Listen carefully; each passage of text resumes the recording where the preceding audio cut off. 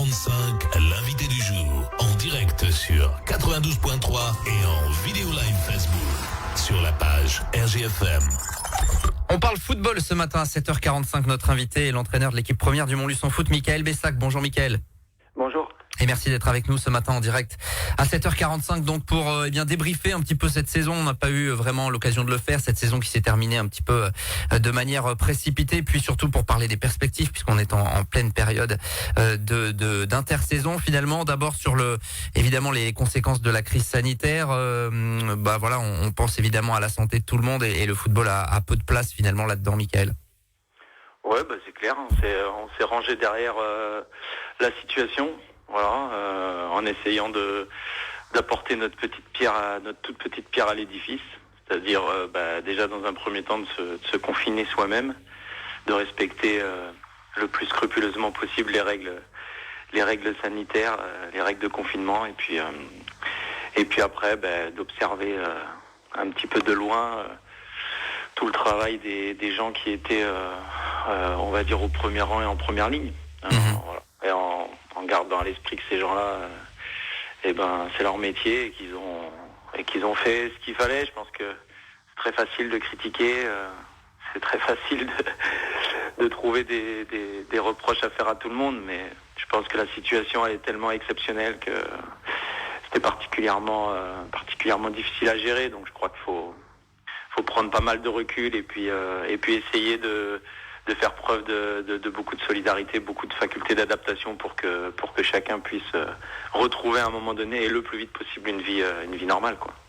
Tu as gardé quand même du lien avec tes joueurs là durant toute cette période? Bien sûr, ouais, en fait c'est comme dans tous les domaines, c'est-à-dire que ça a été impacté, mais après moi c'est mon métier, donc j'ai continué à faire mon métier d'une autre manière. Donc c'était dans un premier temps c'était un lien hebdomadaire avec un programme à faire. Voilà. Et puis ensuite, il y a eu une deuxième phase, c'est au moment où la fédération a annoncé que le championnat ne reprendrait pas. Voilà. Où quelque part, on est resté dans la saison 2019-2020 jusqu'au moment où les championnats ont été arrêtés. Et puis une fois que les championnats ont été arrêtés, on est passé dans la saison 2020-2021, tout simplement. Alors le championnat s'est arrêté, le Montluçon Foot était 4e sur une bonne dynamique globalement dans le bon peloton. Si on tire le bilan, même si la saison n'a pas été à son terme, c'est une bonne saison véritablement par rapport à celle que vous aviez vécue les années auparavant. Oh ouais, c'est même une très bonne saison. C'est-à-dire que beaucoup de marqueurs très positifs, le fait d'avoir été invaincu à domicile, le fait d'avoir quand même la meilleure défense au moment où le championnat s'arrête, et ce toute la saison, puisque je crois qu'on a passé une ou deux journées deuxième défense, mais sinon on a été meilleure défense toute la saison. Le fait d'avoir marqué des séries, on a fait 2 séries de 3 victoires et puis on s'était arrêté malheureusement sur une série de 4 victoires. Mais non, c'est au-delà de l'aspect sportif, c'est aussi une très très belle saison humaine parce qu'un groupe avec des garçons super, à l'écoute, très on va dire travailleurs. Sobre et puis c'était vraiment très agréable et je crois que ça s'est vu et ça s'est traduit.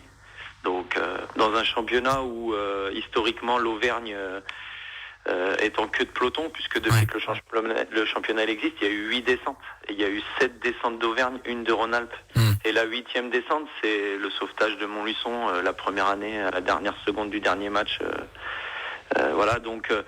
Non, c'est une très belle saison, très très belle saison, et j'en profite pour féliciter mes joueurs parce que ils sont vraiment à féliciter, et puis j'en profite pour remercier mon staff, parce que j'ai 4 personnes autour de moi qui travaillent au quotidien et qui vont dans le même sens.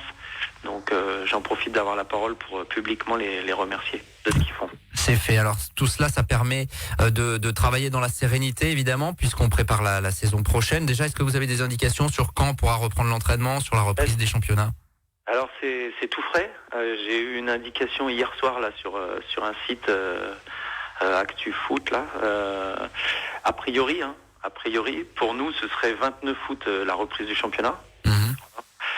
Et nous, personnellement, on se dirige vers une reprise tout début juillet. Voilà, peut-être le 6 juillet, je vais voir, à Fignolet.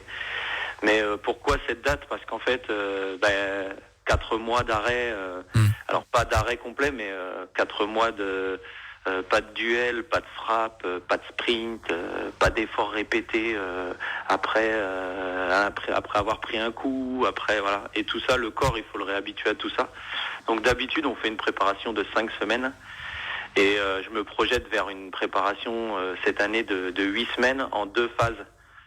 Une première phase de 3 semaines très légère, avec uniquement 3 séances semaine, pour arriver à ma préparation classique de 5 semaines à partir de début août. Donc l'idée, ça va être une reprise très légère au mois de juillet, tout début juillet. Et puis ensuite, attaquer les 5 semaines de prépa classique pour nous amener jusqu'au 29 août. Voilà. Ouais. On le disait, ce bon bilan que tu tires permet de travailler dans la continuité finalement et de pas se prendre la tête plus que ça. Il y a vraiment une bonne base de travail déjà. C'est l'intersaison aussi, elle est le résultat de la saison, c'est-à-dire que il y a 20 garçons, je crois. Il y a 20 garçons qui ont participé à des matchs de National 3. Alors certains, je crois qu'il y en a un qui a joué 5 minutes, donc c'est vrai que voilà.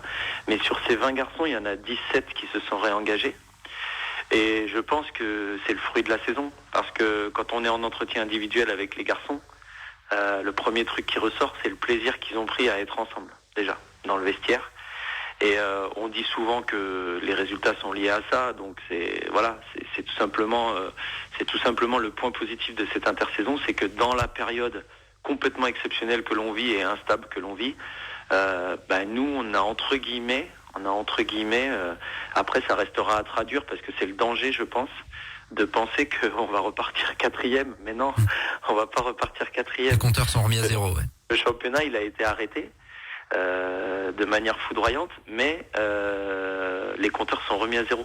On n'est plus 4e, on n'est plus dans le même championnat, les équipes ont changé, on va récupérer des cadors de chez Cador, on a perdu 4 équipes d'Auvergne, enfin bon, bref. Donc tout est remis en question, l'ardoise elle est effacée. Mais par contre, 17 garçons sur 20 se sont réengagés. Sur l'équipe type qui s'est dessinée, puisque moi l'équipe type je la dessine toujours en fin de saison et pas au début de saison. Voilà. Donc l'équipe type en temps de jeu effectif qui s'est dessinée, sur cette équipe type, il n'y a qu'un seul garçon qui ne sera plus avec nous l'année prochaine, c'est Elliot Gatier. Voilà. Donc voilà. Donc ça veut dire que 10 des 11 garçons qui ont constitué en temps effectif l'équipe type seront présents la saison prochaine. Donc effectivement, c'est une base de travail très très intéressante.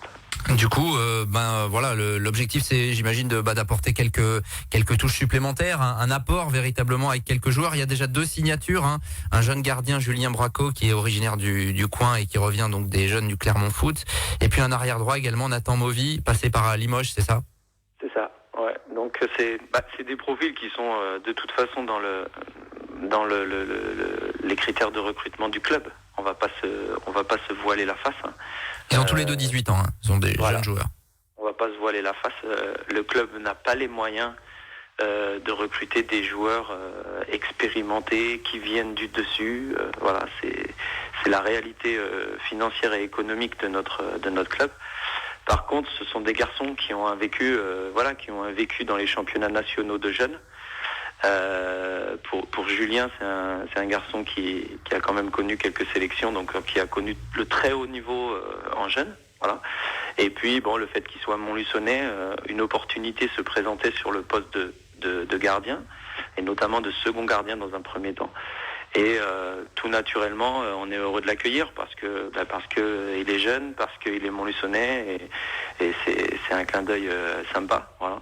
Et puis en ce qui concerne Nathan, c'est un garçon qui a fait toute sa formation au Limoges FC, donc également dans les équipes de jeunes au niveau national, qui ensuite très très tôt dans son parcours, puisque à 16 ans et demi, 17 ans, il s'est retrouvé dans un groupe national 3. Voilà. Et puis après, tout le monde connaît l'histoire du club de Limoges. Le club de National 3 l'année dernière a été rétrogradé en R1 administrativement, et puis a été liquidé totalement au mois de janvier. Donc il s'est retrouvé dans un club de R1 à côté de Limoges qui s'appelle Hill. Voilà. Donc il a été faire un essai dans un premier temps au club de 3, qu'il a été repéré par le club de Troyes. Il était convoqué pour un second essai au mois d'avril. Bon, le Covid a fait son effet, et puis du coup il n'a plus une nouvelle du club de Troyes, tout a été figé, et il arrive chez nous, on est heureux de l'accueillir parce que sur ce poste de latéral droit, il me permet aussi peut-être de considérer Jérôme Salgado, qui occupe ce poste depuis 2 ans, de reconsidérer peut-être, s'il s'impose, de reconsidérer Jérôme Salgado comme un milieu de terrain, son poste initial, quoi. Ouais, 3 pour Nathan Mauvy, donc c'est un club professionnel, hein, donc ça veut dire quand même qu'il y avait... Voilà. Oui, et puis il y a aussi une assurance sur ces 2 garçons, quelque chose de très important pour moi, c'est la mentalité du joueur. Voilà. Est-ce qu'il y aura d'autres arrivées? Sur quel profil vous réfléchissez là pour terminer? Oui. Aujourd'hui, c'est le secteur offensif qui est à renforcer. On a le départ d'Eliott, donc c'est à compenser. Donc on est sur l'arrivée d'un ou 2 joueurs. Alors il peut y avoir l'arrivée d'un joueur qui se fasse, on va dire, pendant la période d'intersaison, et puis peut-être je rechercherai un deuxième à la reprise, parce que je pense que la situation fait que beaucoup de joueurs vont rester sur le carreau. Voilà. Et donc le fait qu'on ne puisse pas s'entraîner depuis 4 mois, c'est difficile d'essayer des joueurs, c'est difficile de les voir. Donc j'utiliserai peut-être la période de préparation pour voir des joueurs et puis compléter, en sachant que dans le secteur offensif, Régis Dossou s'est réengagé, Quentin Lallemand s'est réengagé, Alexandre Clamont, qui n'a pas joué l'année dernière pour ses adducteurs, s'est réengagé, Lucas Placide s'est réengagé, Valentin Tinet s'est réengagé. Bon, il y a déjà un secteur offensif avec quelques garçons, et du coup l'idée c'est d'en récupérer 1 voire 2 pour avoir un groupe complet et repartir pour je l'espère encore une fois un bon championnat, mais on aura l'occasion d'en parler. Il faut être attentif après une très belle saison, et dans le championnat qui à mon avis sera plus fort, plus relevé, il faut être attentif à pas rester sur notre petit nuage, quoi. Bien sûr, on suivra ça évidemment, mais les perspectives sont quand même plutôt positives du côté du Montluçon Foot, et on te remercie d'avoir été avec nous, Michael, ce matin. Avec plaisir, merci à vous. Merci Michael Bessac, l'entraîneur de l'équipe première du Montluçon Foot, qui va donc repartir en National 3. Interview, si vous l'avez prise en cours, qui est bien sûr à réécouter sur notre page Facebook et sur notre site internet. Il est 7h57. 7h45, l'invité du jour. En direct sur 92.3 et en Facebook Live vidéo sur la page RGFM.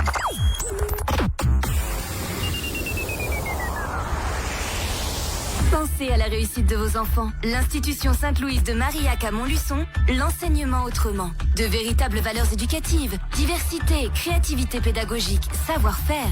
Pour toutes les inscriptions à l'école maternelle, l'école primaire Sainte-Philomène, au collège Saint-Joseph, au lycée Sainte-Louise. Pour l'enseignement général, professionnel, gestion, administration, cuisine et services. Prenez rendez-vous